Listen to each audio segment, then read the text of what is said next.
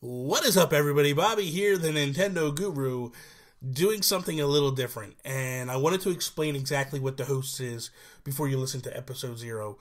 This concept came to me a little while ago as we started to form this indie podcasting group that we're doing. This is a way to get out there and do different things and to expose people to a different side of these podcasters that you listen to every week. The way the show will start is, as I bring in podcasters each week, if it's somebody that hasn't been on the show yet, I'm going to ask them a simple question to start off, like, what got you into podcasting? What made you want to podcast? And then as we move forward and the guests reoccur and such, we won't go back to that question again. Each week, the two hosts will bring a topic to the show. One topic. It could be anything they want to talk about except for politics and religion. They're the only two things that we will not bring on the show. And then my producer of the show, Antonio Guillen, will pick which of the two he likes best. And that will be the topic that we start the show off with. And then if we have time, we'll get into the second topic. And that's basically it. Hopefully, the two guests that come on each week will never line up again. Hopefully we'll get enough rotation that'll be different hosts every single week. You might get a host that will reoccur, but hopefully he will never reoccur with the same guest, so that way we can kind of keep the show fresh and constantly changing. That said, if you want to be a part of the hosts, reach out to myself at Nintendo Gurus on Twitter. You can also reach out to Antonio Guillen, my producer. He is at Blue, B-L-U, Blood, B-L-U-D, 02. That's Blue Blood 02 on Twitter. Reach out to one of us. Tell us that you want to be part of the show, and we will make it happen. So I hope you enjoyed this first episode, episode 0, and hopefully there are many, many more episodes to come. Thank you.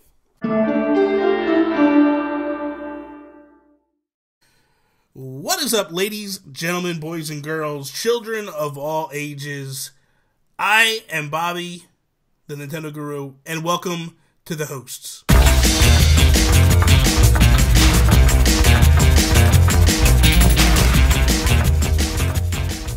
So what's up, guys and girls? This is a new episode. This is a new show. This is all brand new. This is I Am a Mess already, and we'll just let it go from there. But I got a new show we're starting. It's called The Host. This is episode 0.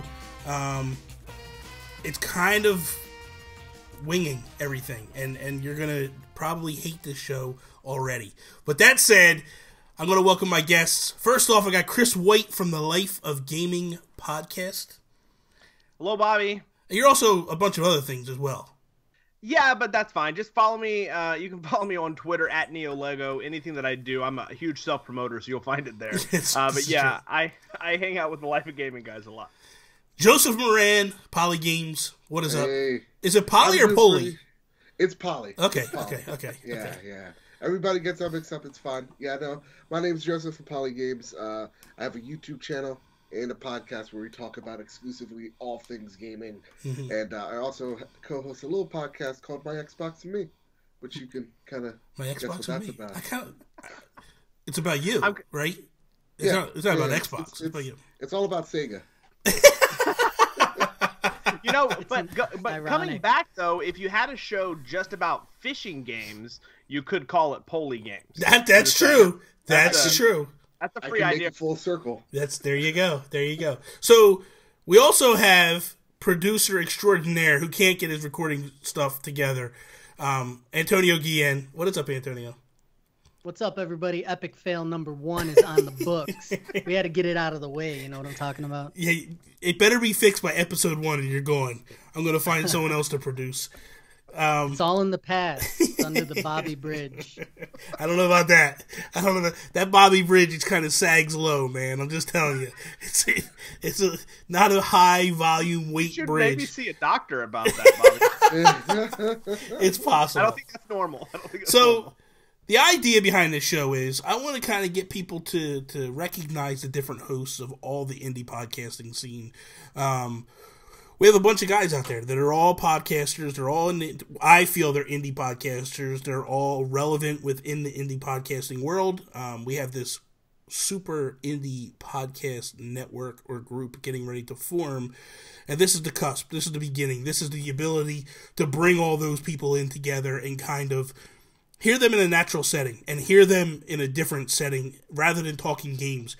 The only things we're not going to talk about here, we might talk games, but the only things we're definitely not talking is politics, religion, just because we know that it's going to end up in fights, and we're not trying to do that. We don't want to.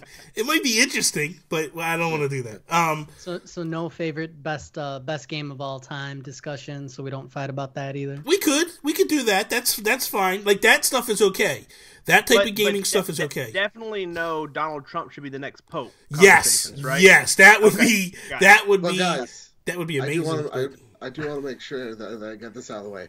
I do a pretty good Donald Trump impression. I do a mean Obama impression. Okay, we have to see it. Now we got to see it. You're already putting yourself on the spot now. Breaking all the rules. Episode 0. These are the rules, and I'm bound by them. You know what? You've never seen Donald Trump and the Pope at the same time. This is true. It could be. Look, that's true. And the Pope wears a lot of clothes. This is true. This is true. Doesn't matter how hot it is. It's a changeling situation. It's true. You heard it here first. It's a conspiracy podcast, Bobby. Listen, calm down, Kevin. We haven't even started. I know. It already derailed the whole show. Before we jump in, though, I wanted to do this real quick. Because this is the first episode, and I want to try to do this trend every time I get a new host on the show, somebody that hasn't been on the show before. But I just want to ask, what made you want to podcast? What got you into podcasting to go, like, this is something I want to do? So I'll start with you, Chris. What kind of got the ball rolling for you?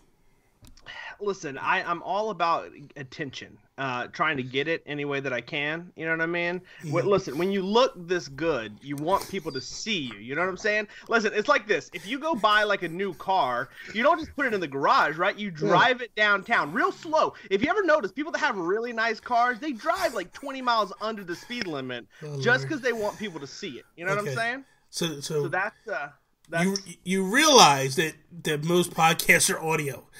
So nobody's seeing you. Oh crap! Are you serious? Oh man, this is a bad move. So what you're telling me is you have a face for radio, and I get that because I am looking at you right now and I'm going, that makes total sense to me. I understand it. I thought you were unbuttoning your shirt a little bit. Not me, man. Listen, all kidding aside, I mean, look, games have been a huge part of my life. Growing up, I mean, I can remember when I got, an NES for Christmas, and just from that moment on, games have just been a huge part, of my life. I had a rough childhood, which we won't get into. My dad died when I was 11, and failed marriages on my mom's part, and just a lot of stuff that I went through. And like, games were always the one consistent thing that I could always just close the door and turn the TV volume up and play, Mario or Metroid or Mega Man or whatever it was, and just kind of escape, sometimes just the stuff that's going on around you. And so that's kind of been something that I've carried with me just from a young age. So it's always been a passion of mine. Some guys like to, go play golf, or some guys, like to go hunting or whatever. Like, video games are that outlet for me. If I get an extra hour or two, at the end of the night, after, work's over and everything's done, I want to sit down and I want to get lost in a fantasy, world and a kind of escapism. So that's kind of my path to video games. So when the internet became what it is, it gives us a chance to kind of let our voice be heard, and I like to be insightful. I like to be able to share my opinions and my views, and finding like-minded people. That you're building this show around a group of amazing podcasts that are filled with people that have different views, different backgrounds, different preferences, and being able to kind of come together with those people and share your thoughts and be heard, but also hear other thoughts. And it's just a great community, and I love just being a part of it and be able to contribute a little bit to it. Nice. Joseph, same question. So I've always been told that I have the face for radio and the voice for television. The hell does that mean? I don't belong here, is what it means. No, I love games. Games are a huge part of my life, and they are the reason why I'm a sane human being. Mm-hmm. Ever since I turned on the Super Nintendo for the first time and the image of Super Mario ran across the screen, I've been hooked onto gaming. And there was a point in my life where I was working at GameStop, and it was a Call of Duty launch, midnight, and I hate midnights. Any GameStop employee will tell you they're the worst, because especially Call of Duty, huge, and they're all little kids, and they're all privileged, and they're all just banging on the windows, and they're like, you can't really get us in trouble. And so what you would do to calm them down was I would go outside and I would prank call other GameStops. Oh, get out of here. That's great. Yeah, so what I would do is I would pretend that I was, I would pretend I would put on a voice like this, and I'm looking for a game for my grandson. And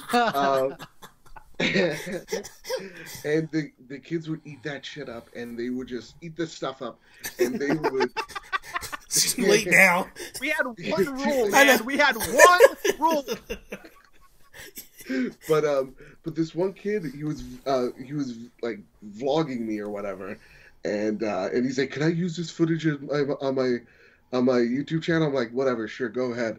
And then 2 weeks later, he comes back. He's like, "Dude, you were a hit. Like, everybody loved you. You should do this." And I'm like, wow, I just gave that kid God knows how many clicks. Yeah. Whether it's 5 or 5,000, why am I not doing this? This is true, yeah. So that's when the idea of Poli Games started. And it actually started with me and my brother thinking about a network of how he could start his podcast and I could start mine. And Poli Games took off from there as a place where my opinion is just as valid as yours. We both have differing opinions. So let's come together, and instead of argue with each other, let's just talk. And so, like, I could be right, you could be wrong. There's been so many awesome times where, like, I've made a video and someone actually proves me wrong. And I'm just like, didn't think about it that way. Yeah. And so that's what Poli Games is all about. It's like, it's all about the feedback. Yeah. So that's why I got into podcasting, is because there's not enough of that voice of, not everything has to be a flame war, and not everything has to be, you could throw some punches, but also be reserved about it as well. Yeah. So look, I want to throw out that, there are people that think Batman vs Superman is a good movie. So not every opinion. Not every opinion. Yeah, not every opinion. You know what, man? Why you gotta be like that? Why do you have to be like that? That's probably the only like the only thing that's The only ones that don't like Batman vs Superman are Marvel fans. So it's fine. You know what I mean? Like, I got you. I understand. You guys don't understand. You got good movies. I think you get confused with Marvel fans and people with good taste. They're very similar. But... Whatever. I'm not going to go there. You're not going to bait me. You're not going to goop me in. I'm going to let it go. Listen, I appreciate you having me on. I'm sure I'll never be back. So be sure to reach out to me at Yo Lego. It's fine. It's fine. Watch my own show. This will be the one time I answer this question, because I'll be here every episode. But for me, I was listening to Kevin Smith first. That was my first foray into podcasting. I started listening to Jay and Silent Bob Get Old, Smodcast, and then I fell in love with Hollywood Babylon, and just totally fell in love. And then from there, I was like, oh, wait a minute, there's video game podcasts now. And then I moved to NVC, and then Beyond, and then I wanted to do a podcast. And I never knew how to start it, never knew what to do, technically, all that stuff. My wife, at the same time, was doing YouTube videos.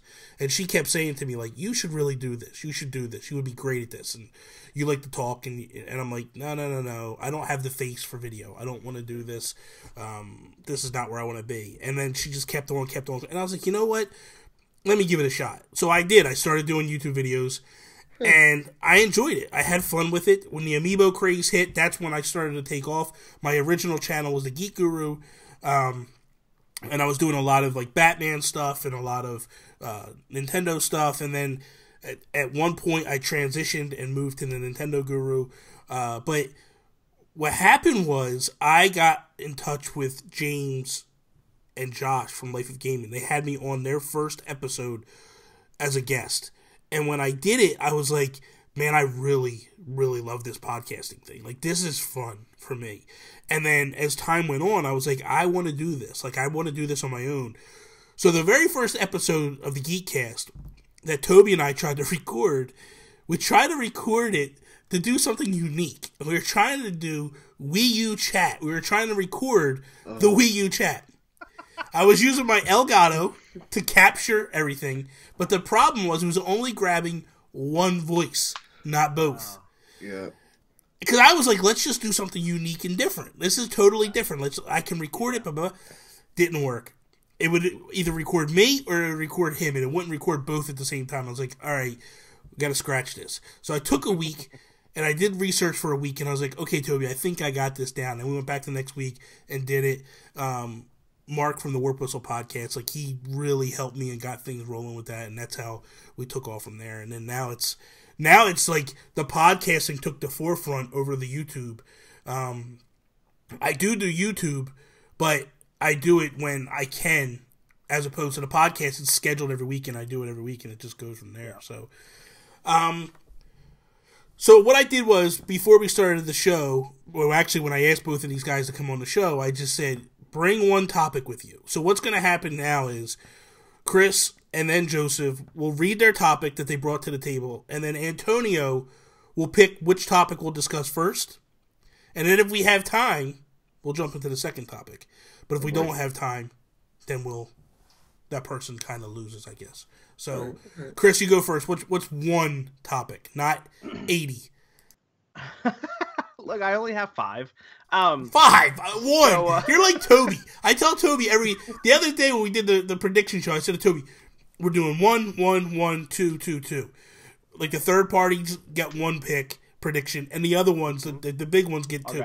He's got like 2 or 3 for every one, and I'm like, that isn't what I told you. I said he does this all the time. He just comes prepared. I mean, look, Toby's a smart guy. He came prepared.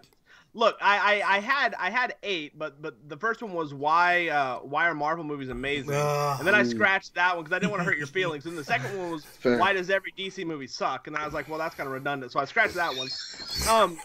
The Flame War podcast. Welcome, everyone. Yeah. All right, here you go. Here's my topic. Okay. Regardless of personal conviction or just personal preference, if you had to get a tattoo, what would it be and where would it be? Okay. Joseph. So I had 2 just in case. Okay. Just in case for some reason. And that is, why is Chris the best heel of all podcasts? Hey, look, I'll take it. I'll take that. That's all right. That's all right. So I got the one I think I'm gonna choose is anxiety. I suffer from real bad anxiety. Nice. And so I want to know how you guys tackle it. What are the ways that you confront anxiety and overcome it? Or have you not overcome it? Okay. Yeah. Antonio, what do you think? All right, so I'm of 2 minds here. Okay. It's kind of like a good news, bad news situation. Like, which one would you rather have first? Yeah. And personally, I always want to hear the bad news first. Okay. Because I'm like, all right, hit me with that, and I want to end with a high note. Okay. But from an entertainment value standpoint, it's like, well, I want to hear all the light and fluffy stuff. Like, that's pretty much what I want to do. So that's where I'm at. Okay. My gut check reaction was to go with anxiety first, then tattoo. Okay. So I'm gonna go with my gut, and we're gonna end with a bang, and I'm gonna tell you all about my butt tattoo idea right at the end, and it's gonna tie into the anxiety because it just so happens that I relieve anxiety by getting tattoos on or directly near my anus. So what are we doing? Tell me what we're doing. Anxiety. I'm gonna start with anxiety. Okay. So then, all right. Well, let's go this route. Chris, do you suffer from anxiety? I don't deal with a lot of anxiety. Just in general. But so there are a couple things. I'm very OCD, so my anxiety comes from things that are out of place or handled improperly. Okay. So something like I'll give you a great example. If I'm at a get together with friends and there's 3 or 4 bottles of water. Mm-hmm. And I can't remember which bottle of water is mine. Like I start to panic. I normally will just go get another bottle of water. Yeah. That would just stays on the table. Yeah. But like it's like, because I can't bring myself to drink out of a bottle that I don't know for sure is mine. Mm-hmm. And so I'm trying to like replace my steps and like, oh crap, okay, was it on the edge? No, I think I put it over here. I don't know. So like, but that's just a small example of everything. Like if I can't find something that I left specifically where it was, like I start to get anxious. Yeah. Like if I leave my phone somewhere and I'm like, I know that's where I put my phone. Where is my phone? It's little things like that really kind of get to me. So for me personally, I have never had anxiety in my life. I don't suffer from it. I don't have any issues with it. I am of the mindset of like, oh well, if I was in Chris's situation, I would just go, screw it. I'll go get another bottle of water. I don't care. Like I don't care what people think about me. That's wasteful, Bobby. That's wasteful. I don't care. It's that's my mindset. Like the only things I worry about are the things that I can control. If it's out of my control, I don't let it bother me. Now, that said, my wife has full-blown anxiety. Like, she has social anxiety. She struggles. She takes medication. She actually, at one point, when we first got together, she was taking, she was taking Zoloft when she first started. And just wasn't really nailing it and helping. Like she would have panic attacks still and all that stuff. And I was like, well, maybe you ought to look at Lexapro but when you transition, what's that? I said, don't do Lexapro. Well, she did do Lexapro, and actually, yeah, and it's actually, but years later, we finally got her to switch.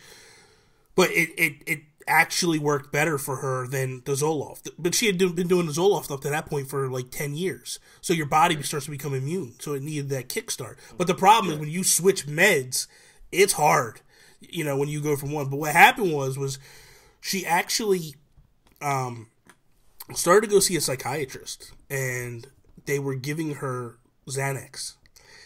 And they were prescribing her 6 milligrams a day, something like that. And is too much, way too much.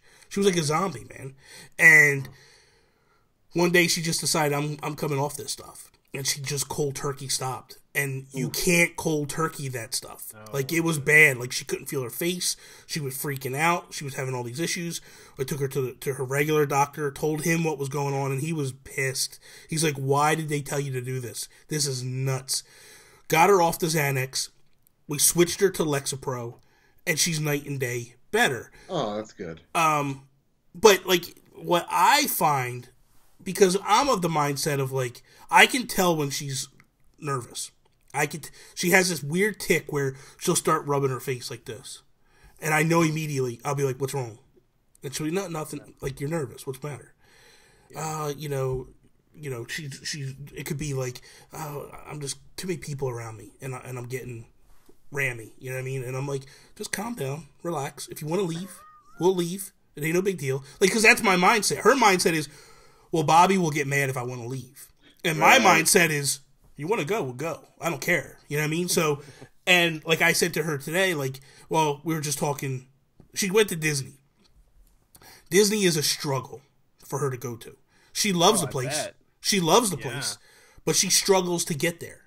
And when me and her go down, it's total chill. Like, I'm just like, I hate people, so I don't want to be around in these big crowds. You know what I mean? Called it. So if I go in and there's all these people, I'm just like, can we get back in the room? I don't want to deal with these people. I can't deal with these crowds. Drives me up the wall. You know what I mean? So, and she's fine with that. She's like, let's go. So, but with me and her, we wake up in the morning. I have this ritual where I wake up at 5 o'clock in the morning, regardless if I'm on vacation or not.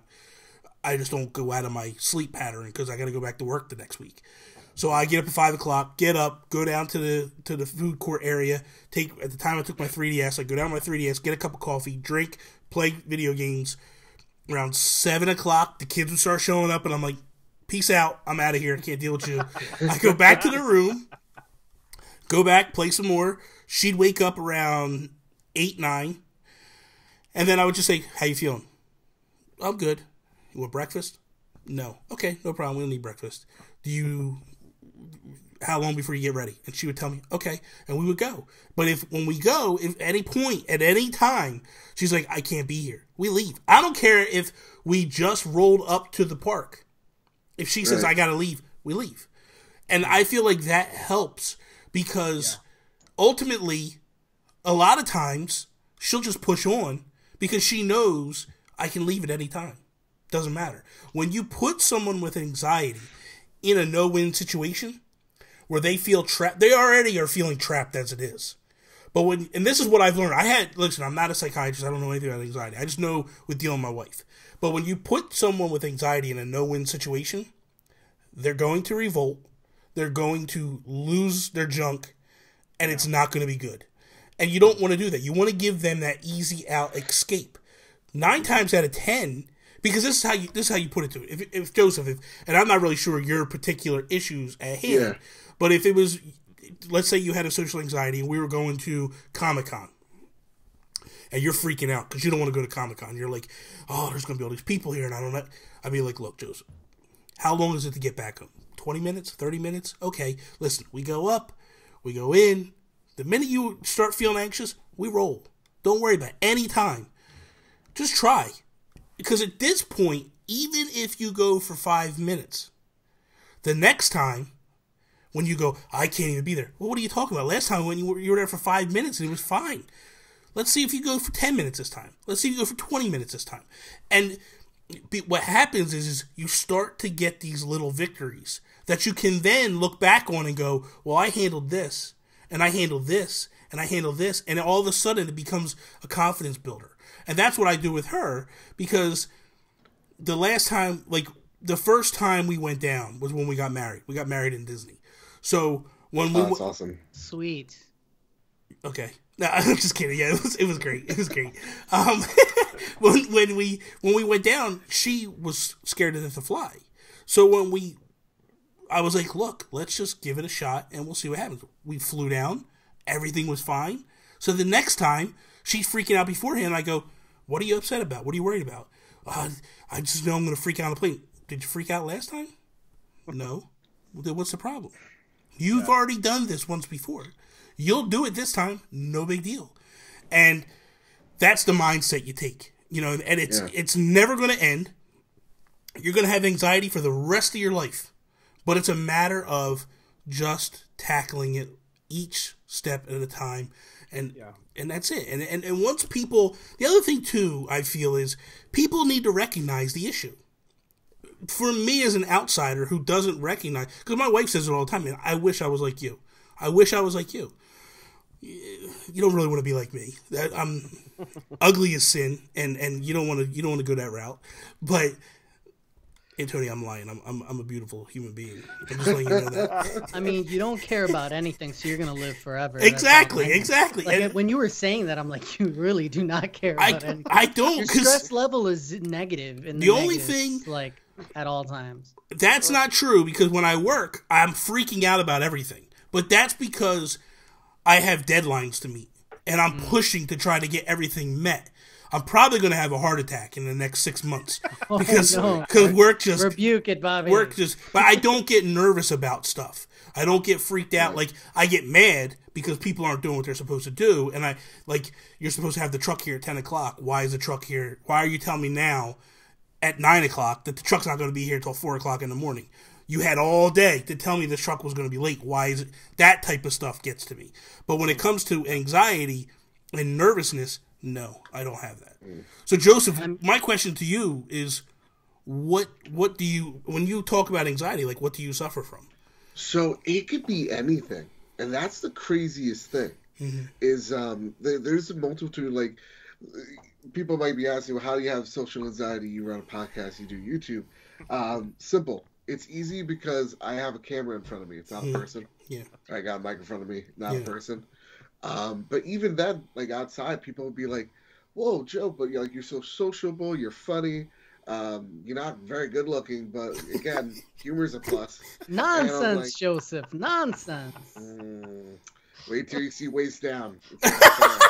But like, This is the beat yourself up podcast. Yeah, right. But with that said, it's the little things. So like deadlines, I have a huge problem with deadlines. I have a huge problem with. So one of my biggest things is, I can't take a shower without playing music or having a podcast on. So that's where actually I listen to a lot of my podcasts are in the shower, because I need something to run my brain, like something for my brain to do, or else it'll place me at the time of where we had to put my dog down. I was in the shower and I had to go to work and I couldn't be there for my dog. And so that gives me that panic attack that I'm always going to get bad news in the shower. Something bad's going to happen while I'm in the shower. Oh, wow. And it's also the thing of like, that's where you're the most vulnerable. Yeah. Right. So my anxiety isn't so much social, but it's of like deadlines. Yeah. It's of like those little peeves. It's my whole thing is like, if a friend, my friend Amy, I love her to death, but she does this and it pisses me off. If a friend, Hi Amy. Hi Amy. You're gonna get upset, Amy. Get ready, Amy. Watching garbage. We all think thanks you're great. Thanks for tuning in. No. Amy, they think you're human trash. So Amy, leave now and then come back in 10 minutes. Go ahead, Joseph. I'm not gonna get any subscribers that way. So the one thing she does is like she goes like, I'm gonna go out on Saturday. I'm like, oh, okay, cool, yeah.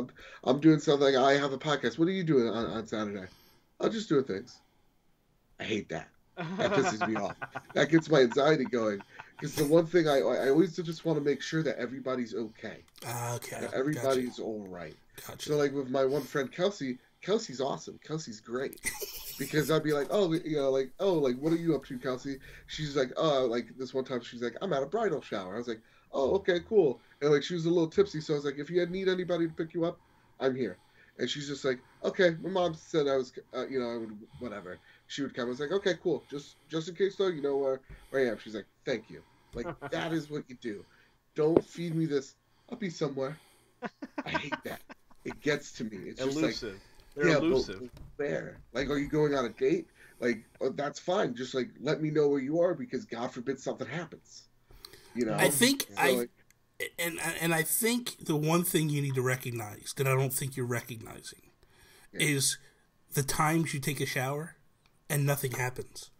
Yeah. Yes, you had one time where something bad happened, but you can't focus on that. You need to try. And I know and look, I'm talking to you, and I know it's so easy for me to think this and to say this. Yeah. But the one thing you should try to do moving forward is to just go like, hey, I took a shower yesterday and everything was fine.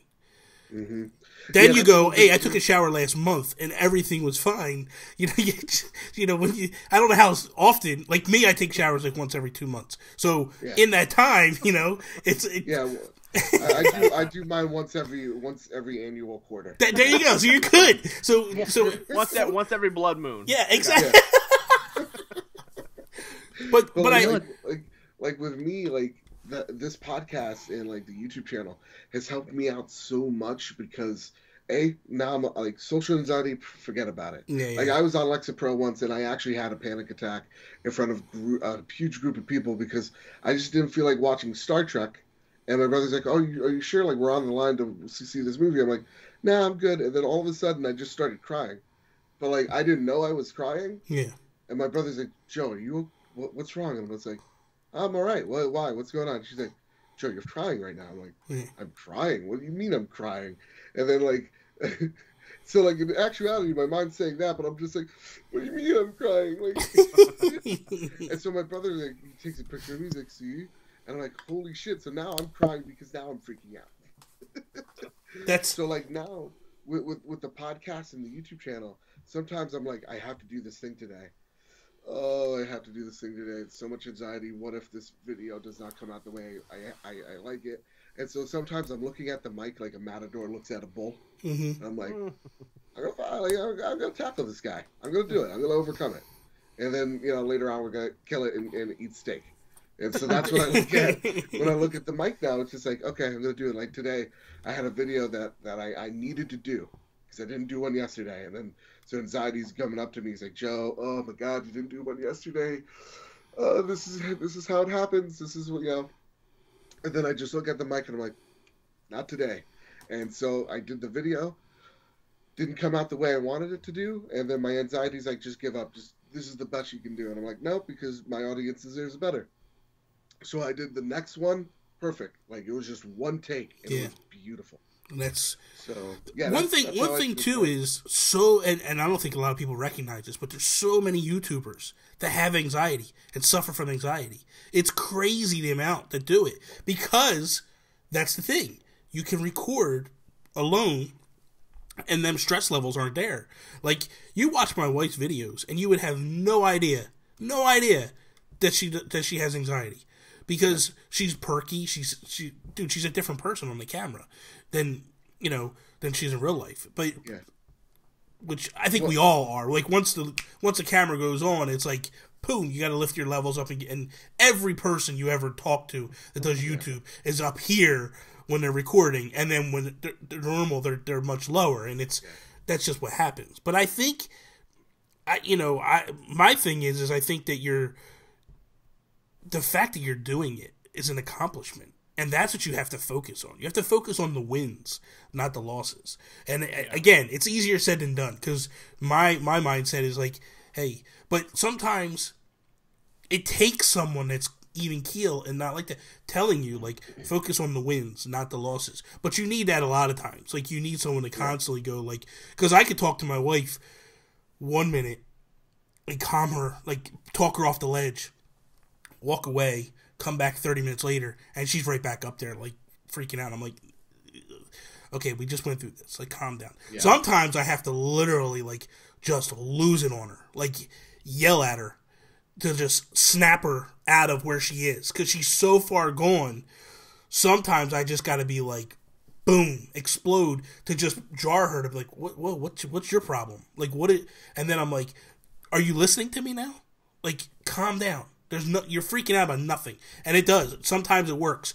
But that's only when she gets, like, super gone. And I haven't done that in a couple of years, because she hasn't gotten that far in a couple of years. But there was times when it was just like, wow. You know what I think's interesting? Like, I see, like, that commonality that, I mean, thank God that your wife has somebody who's going to try to learn her and be, figure out how to help her through those things. And I think that's, pretty awesome. And then, with Joseph's situation too, you, like, kind of offering to, help him, saying, hey, maybe try this. I mean, that's what it's all about. And I think, like, with doing this podcast, as people are listening, because, I have my own things that, I could weigh in on, but people are going to obviously be experiencing what you're experiencing. And I hope, I encourage everybody, when we get everything up and running, probably share Twitter handles and such later. It's important to have these conversations too. And I'm kind of glad that you did bring it up as a topic, because if I've learned anything, it's that the community that we've built is full of those, encouragers and supporters, and, not just supporting the podcast, but supporting the person. Yeah. And I think that there's a lot of people out there that, care about your well-being, and, that's what we all need. We need that. And I think that that's awesome. I had a question, Joseph, about, because I know that you game, and you had mentioned that you had done the Xbox show, which I really hope to check out, because, I'm an Xbox guy usually. Good. But are there any games that you would say that wreak havoc on your anxiety, anything that triggers it? And to help any listeners out there, any games that actually help, that you kind of turn to in times like that? Like, can games assist with your anxiety in any way? And just to weigh in, like, for me, my cousin of mine, Ariel, if she's ever listening, she showed me Bejeweled one day on the Xbox, my first time experiencing the game. She was playing on endless mode, and just the music and just the snaps, and she's like, this is my jam right here. And she was just alone. It was like a family party upstairs. She's just alone, just chilling, just like on the game, and just like, she looks so relaxed. So I adopted that. And one game that I could never get into, or one game that bothered me, was the Dead Rising series, with the counter and having to be a slave to the clock in the campaign. But did you experience anything with gaming that helped or hurt? That's a great question. Gaming almost in general always helps me.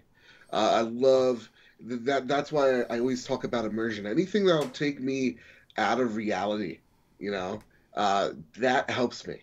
Because instead of thinking about Comey memos, I'm thinking about Gears of War. I'm Dominic Santiago, and I need to find my wife, right? Instead of bad news. Yeah.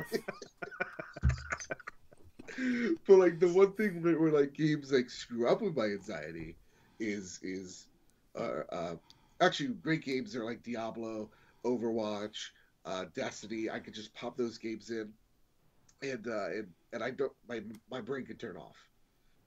The games that I get anxiety over are actually open world games. So like this year, like I'm looking at Horizon in the face, and I'm just like, I just played Legend of Zelda. I just devoted like God knows how many hours into beating that game. Oh boy, I got to do this again. And then like there's a part of me going like, I'm already 5 hours deep in this game, but I kind of want to restart the story so I can restart the game, like in my head. And I'm just like, oh, I don't want to do 5 hours again though. So it's not like the worst anxiety in the world, but it's there. It's there to go. Oh, it's too much to do. You got so little time. Go play Destiny. So what I do is I take when Horizon calls me, that's when she'll call me. And it doesn't mean Horizon's a bad game or that whatever. It's just I'm not in the mood. So what I do is like right now I play Destiny all weekend on the Xbox One because I use some main on the PlayStation 4 and I'm switching over with the Scorpio. So because of the Xbox and Me channel, I actually, before I started that podcast, I was almost only PlayStation. And when he took me on board, I was just like, okay. And he's just like, you can still play PlayStation. It's fine. Just don't mention it as much. And I'm just like, no, I'm just gonna switch completely because I gotta be a man of my word. Yeah. So that's exactly. So, with that has come a love of Microsoft and all those great things too. But yeah, I think Chris and I are going to start a show called Nintendo Switch and Me, and we'll. Yeah, hey, I'm game. You tell me when and where, I will take my shirt off and I'll be there. Listen, I wanted to weigh in on the game thing real quick. Yeah. So here's the thing. I was born and raised in Florida, and so I love the ocean. Spent most of my life around the ocean, but I have this deep fear of the ocean. And it's not so much about being in the ocean or the water itself, but it's the idea of being lost in the ocean because our world is covered with water, and I mean it's just an endless vastness of just nothing, and then you don't know what's under you at any time. So with that being said, I cannot play games where I am in water, like Assassin's Creed, Black Flag, Wind Waker? GTA. You can play Wind Waker? I beat Wind Waker. I love Wind Waker. Okay. Wind Waker, I think being cartoony helped, but I will say, if I ever jumped out of the boat just in the middle, like my hands literally start sweating. Wow. I'm uncomfortable the whole entire time, and my heart starts beating a little faster, and I just want to get back on the boat as fast as humanly possible. And so I deal with that. So how I solve that problem is I either don't do water parts, or I let my 10-year-old play those parts for me, which is good. Look, I don't know that you were specifically asking for advice, Joseph, but I will say this: one of the things that helps, and maybe something to kind of consider, is just small victories. And I think Bobby is on the right track, which is as you overcome things, you then have the experience where you can look back and say, look, that wasn't as bad as I thought as it was the last time, and now it's not as bad as the last time. But taking that a step further, if you have a problem with deadlines, set yourself up deadlines that maybe aren't so important, so that you can achieve the deadline and get a small victory in that, and that helps you kind of not be as stressed whenever a big deadline comes. Now that takes time, but just kind of setting up these small steps and seeing small victories helps you kind of earn the confidence and the poise to be able to handle them when the bigger ones come around. The other thing to try to do is to try to journal when you're having anxiety. That's if great. You can, to just tell yourself how you're feeling, what caused it, what triggered it, and then how you got, not while you're having anxiety, but like right after, immediately after, go grab a journal, explain what triggered it, what caused it, what happened, how bad it was, like rate it, and then how you overcame it. This way, you have something to go back to, and you're a YouTuber. Video that.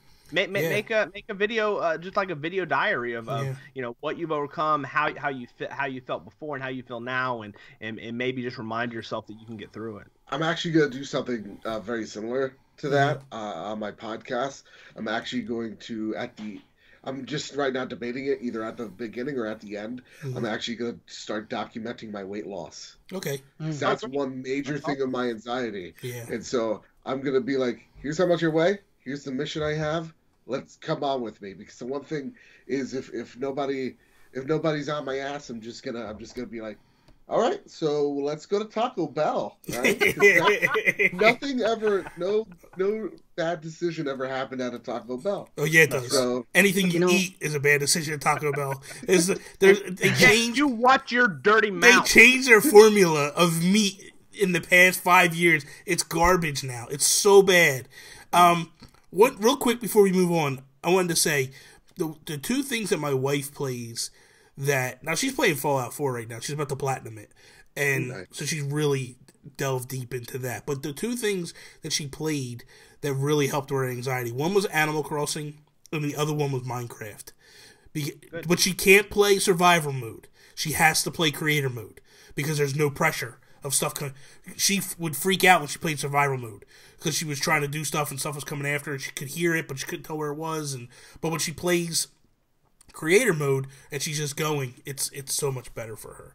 I'm actually thinking about picking it up on the Switch. After the one. Oh man, do it. Do it. It's so stuff. good. So let's talk tattoos. All right. Does anybody have tattoos? I have Before one. we start? I have one. You do. I do have one. I do have What one. do you have? I have a 49ers tattoo on my arm. And it has each year that they won a Super Bowl, the year underneath of it. Nice. And I drew cool, it. Bobby. I drew it myself, but the tattoo artist totally screwed it up. But I couldn't tell until after it healed completely, and she messed it. So I want to get it covered up. I want to get a Batman. I just want to get a bat.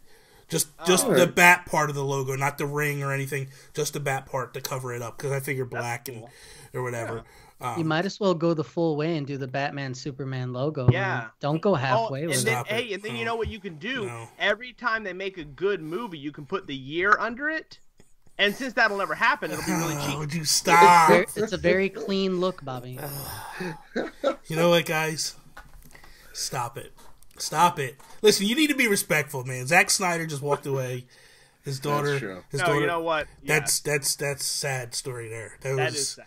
I don't know. I like Zack Snyder, although they got Joss Whedon coming in now to take over, which is huge. Like if you're going to replace Zack Snyder, that's who you go with. Like he can really. I mean, he did great with Avengers, the first Avengers. Second Avengers was okay. The first one was amazing. It really was. They were both amazing. No, they weren't. Stop. It starts to get very cookie cutter. That's my problem with Marvel. It all becomes very cookie cutter. It's like Guardians of the Galaxy Volume 2. I didn't see that yet. I don't. But I'm saying I'm not saying every single one. I'm talking about most of them become very cookie cutter. They all feel the same. I agree. Like Civil War. Civil War felt so much like the Avengers. Like it's just the same beats, the same stuff. Antonio, stop it. We'll have to agree to disagree. One of my topics that didn't make it out was actually what is the best Marvel movie. So that'd be a great conversation. Okay, well, not Winter Soldier. Whoa, come on! See, and I thought. All right, no. We're not gonna derail the show. We're not gonna derail the show. The Winter Soldier was the Dark Knight of the whole Marvel universe. I feel it was amazing. It was, you could take Captain America out and you had a great film. To me, that makes an amazing film. So if nobody's gonna back up their opinion with a tattoo, nobody gets an opinion. We're not, but that wasn't what he said. That isn't what he said. He said what you said, video game, didn't you? Or you said what character? No, I just said tattoo. Just what tattoo? What tattoo? It doesn't have to be anything. So if I had to go over again and to just not do that tattoo, if I was to do one tattoo again, I would probably where you want it. Yes. important. I would probably, honestly, and I might even do this now that I'm saying this because I kind of like it. I would probably get an NES controller, Cool. and I would probably put it on my arm. Right, Cool. Not on this arm. I'd put it on my left arm, but I would go with an NES controller. Probably put something like established, and I would go established, not 1985. I would go when Nintendo actually started, like 1885 or something like that, or whatever it was, like when Nintendo originally started doing. That's a cool idea. What about you, Joseph? I think about this all the time. All my friends have all the tattoos, and so I'm just like, I would do it, but it has to be something that isn't a flower. I hate when people have flowers. The worst thing in the world. It's like, really, guys? I've never seen you hold a rose. Like get a lily. Get a nice lily. Put it on your on your chest, on your heart. Put mom underneath Lily it. Got a tattoo. Yeah. It was ironic. Yeah. Well, that's none of my business. So it has to be gaming related because it has to be something that I'm never going to regret. No, I'm not going to do it. So did you say regret? For me, yeah, regret. So for me, it has to be either Star Wars. Mm-hmm. And I have that figured out. That would be this gun right here. I call my own guns, ladies. It's the fading of the either the Imperial and Rebel symbol, like combined, or I would do Luke's face. The newest poster that's out where it's like the sabers dividing Luke's face and Kylo's. That one's awesome. Or here I would get again the Horde symbol from World of Warcraft. Wow. Because cool. for the Horde, Alliance, they're cowards. Nice. And this one I was actually thinking of doing a forearm of the Hunter symbol from Bloodborne. What? He said one tattoo, and you're doing your whole body up. But wait. And if I have one more chance, there's still room, Bobby. All right, I would get the Crimson Omen from Gears of War, but I would put that probably on my foot or somewhere inconspicuous, because that's what Crimson Omens and Gears, they would be in the most random places where you wouldn't think of. See, when I look at you, Joseph, I think your kneecap, bro. Your kneecap. Yeah. Stop, kneecap. When I look at you, Joseph, I totally see you with the Mike Tyson tattoo on your face. That would be ideal for you. You could rock that like nobody's business, man. Totally you. Also, you have the unemployment line. That's all right. Listen, you have something. You have something amazing. You can just why'd you get fired? It's a story. Why'd you get fired? I got this tattoo. Why'd you get the tattoo? I was drunk one night. I don't know. You know what would be really cool? In the beginning of Star Wars, the crawl a long time ago, and that would not be cool. Just stop it. And it's at an angle and put it on your back. Stop it. So it's like the Rebel fleet has bubble, and it goes all the way down, and gets That's a great idea. That would be awesome. That's a great idea, except for it does definitely explain why Bobby didn't ask you to pick a topic. Yeah, exactly. Yes. Chris. What? Sorry. My genius is mistaken. You're mistaken if you think you're genius. What is your tattoo, Chris? So I think about this a lot because I really do want to get one. Every time I do, though, I get anxiety. Full circle here. But you're stuck with something for the rest of your life. You know what I mean? Yeah. But I constantly come back to it, and I just have a handful of what I would like to do. It would definitely be on my forearm, on the inside part of my forearm. What I really want to do is get Yondu's arrow from Guardians of the Galaxy, awesome. With kind of with have it black and white, but have a red kind of a smoke kind of circling around it. The pinkish that neon that he does. I really like that. A lot. I've really been thinking about that very, very often lately. The other thing I would do is I'm a huge Star Wars fan too. But I of course would only have the Rebel logo because why would you have anything else? I put a Rebel scum. I would put a Rebel logo on the inside of my forearm as well, but I would want that to be bright red. If I do that, I want it to be full color or orange, whatever, however you think that looks. I like the new orange from Poe's helmet. Yeah, which is cool.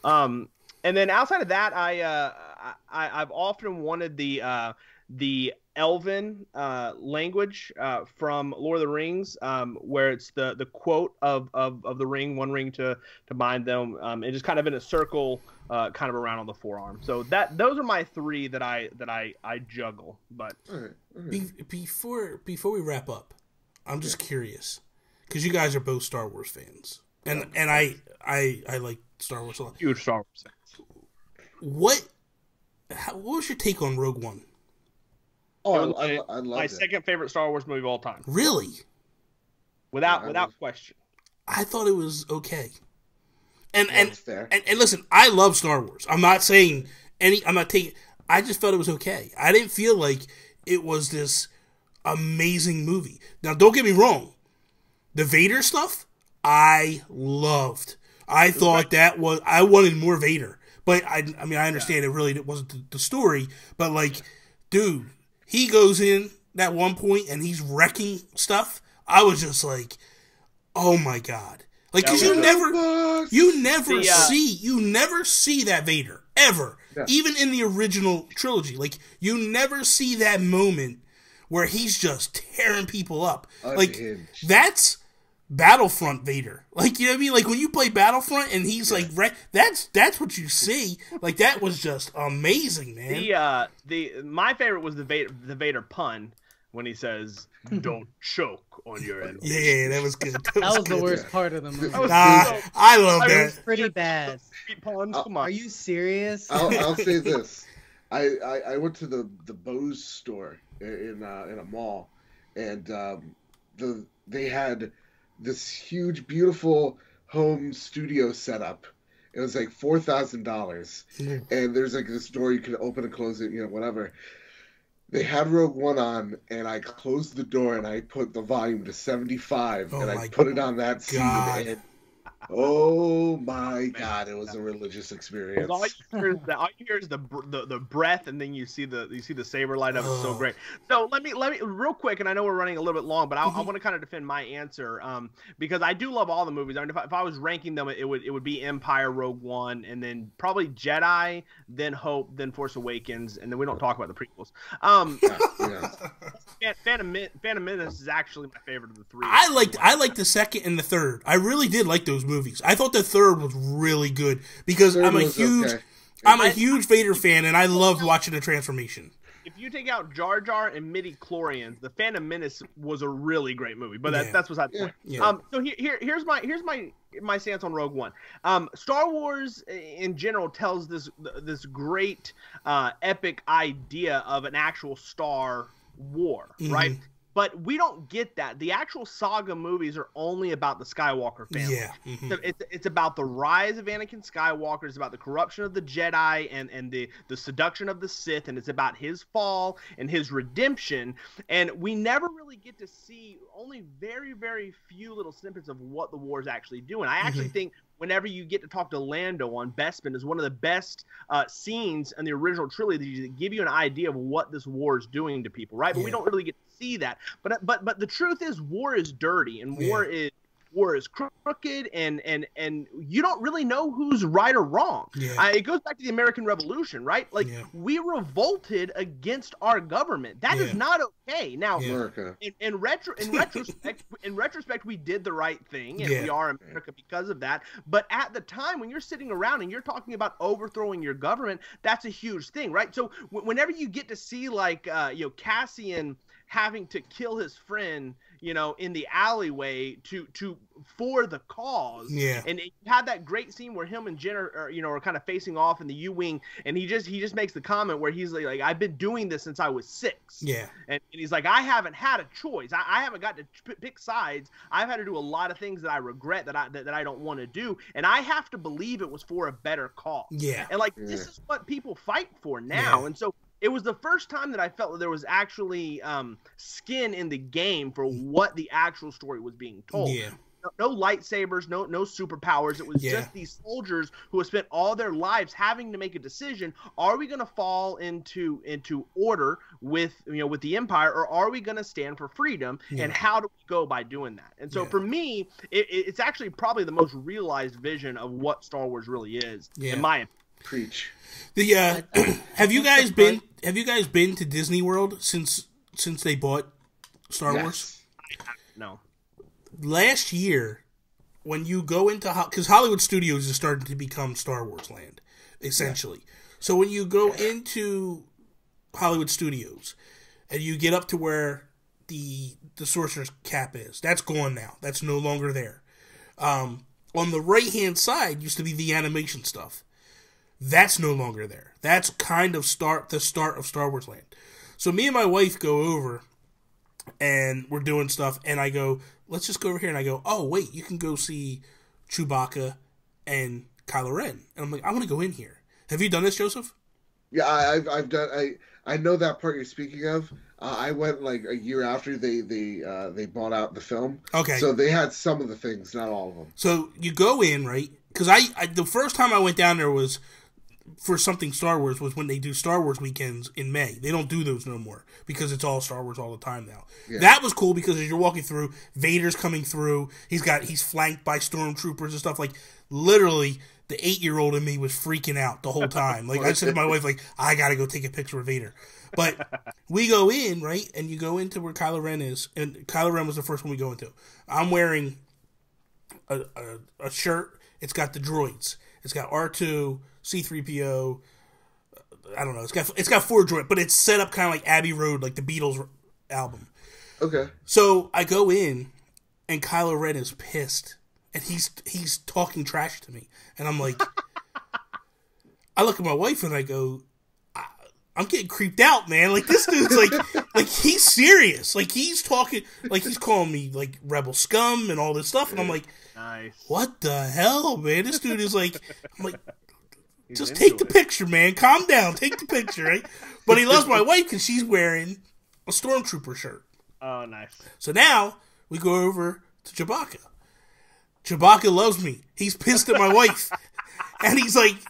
Yeah. Calling out and all this stuff, and he's like hugging me and stuff. And my wife, who loves Chewbacca, he ain't give her the time of day. He's like, no, don't get away from me. It was so cool. I love that they did that stuff. So the point is, you need to take 2 shirts next time and just change. Yes, in between. You go to get your pictures. Exactly. And Antonio, you were going to say something about Rogue One. What were you going to say? Oh no, I was just going to say that my disappointment with the movie, because there was a bit of it wasn't perfect, was the underdeveloped characters. Because if you could have given me more moments about the realness of war, I thought when they were kind of debating whether they were going to make the move or not, like everyone in the command base, all that stuff, I agree were the strengths and the grittiness and the action, but it didn't help that you just kind of felt that there were these shoved in support characters, because there was enough with maybe I think the 4 mains. Like you didn't need to have the other 2 guys, like the blind guy. It wasn't absolutely necessary. So that's why it kind of threw me off. There's a lull in the movie. So there's the beginning, which is great backstory. Then there's a lull, and then you kind of get into the attempted sniper point, and then from there on, it's just rocking. And that's the exact feel I feel. It started off good. I was all hyped up. It got to that little lull, and I was like, and then it just ramps up. I mean, imagine that wasn't there. Imagine it was just put one more Vader moment in that lull, and you gotta move. You gotta like. Okay. So let's. That is all. We'll be here for another hour talking Star Wars. Welcome to the Star Wars podcast. Thank you guys. Let's stop it. That is all. Thank you guys for listening to us. I don't know exactly where we're going to be at the moment. I know that this is going to be hosted on dayspace.com. We're going to get it on iTunes. It'll definitely be on YouTube. As far as everything else, we will get it out there as quickly as possible and all that stuff. But I hope you guys enjoyed this. Chris, let everybody know again where they can follow you. Just on Twitter at NeoLego. That's NeoLego. Joseph, and check out Life of Gaming, please. Yes, please, Joseph. Yeah, please check them out. But then also, once you're done checking Life of Gaming out, go to YouTube. Go Poli Games with an I, right? Gaming, all gaming centric. Whether you're Xbox, PC, PlayStation, Nintendo, doesn't matter. We also have our podcast there on YouTube and on iTunes. Rate us those 5 stars. And then you could also check me out at PolyGamesFTW on Twitter and My Xbox and Me on SoundCloud and iTunes. Whew, that's a lot. That's a lot. You need to calm down on all that. I need to slow down. That gives me anxiety. That gives me anxiety for you. Relax. Antonio, you can follow him at BlueBlood02. It's BLUBLUD02. Follow me at Nintendo Gurus on Twitter.